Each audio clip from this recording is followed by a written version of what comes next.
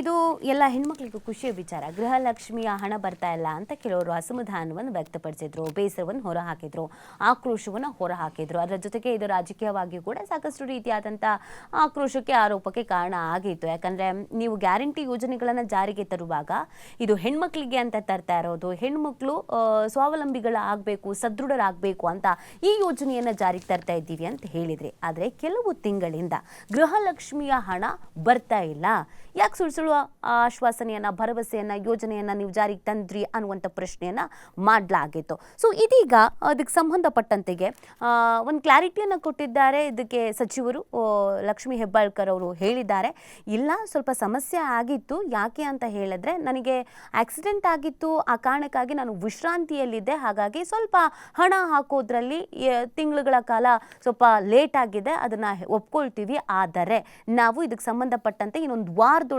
Clarity ಮಾಡ್ತೀವಿ ಅಂತ ಹೇಳಿದ್ದಾರೆ. ಸೊ ಇಲ್ಲಿವರೆಗೂ ಬೆಂಗಳೂರಿನ ಕೇಂದ್ರ ಕಚೇರಿಯಿಂದನೇ ಹಣವನ್ನ ಎಲ್ಲರ ಅಕೌಂಟಿಗೆ ಹಾಕಲಾಗ್ತಾ ಇತ್ತು. ಆದರೆ ಈಗ ವಿಕೇಂದ್ರೀಕರಣ ಮಾಡಿ ತಾಲೂಕು ಮಟ್ಟದಲ್ಲೂ ಕೂಡ CDPO ಅವರ ನೇತೃತ್ವದಲ್ಲಿ ಅವರ ಅಕೌಂಟಿಂದ ಆ ತಾಲೂಕಿನ ಹೆಣ್ಣು ಮಕ್ಕಳಿಗೆ ಈ ಗೃಹಲಕ್ಷ್ಮಿ ಹಣ ಏನಿದೆ ಅದನ್ನ ಸಂದಾಯ ಮಾಡಬೇಕು ಅಂತ ಪ್ಲಾನ್ ಮಾಡ್ಕೊಳ್ತಾ ಇದ್ದೀವಿ.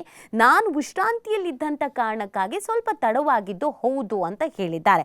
ಅಲ್ಲಿಗೆ ಇನ್ನೊಂದು ವಾರದಲ್ಲಿ ನಾವು ಯಾರ್ಯಾರಿಗೆ ಹಣ ಹಾಕಬೇಕಾಗಿತ್ತು ಗೃಹಲಕ್ಷ್ಮಿ ಯೋಜನೆಯ ಅಡಿಯಲ್ಲಿ ಎಲ್ರಿಗೂ ಹಣ ಹಾಕಲಾಗತ್ತೆ ಅಂತ ಹೇಳಿದ್ದಾರೆ. ಸೊ ಇನ್ನೊಂದು ವಾರದಲ್ಲಿ ನಿಮ್ಮ ಅಕೌಂಟಿಗೆ ಹಣ ಬರುತ್ತೆ ಅನ್ನೋದನ್ನ ಸಚಿವರೇ ಹೇಳಿರೋದ್ರಿಂದ ನಂಬ್ಕೋಬಹುದು.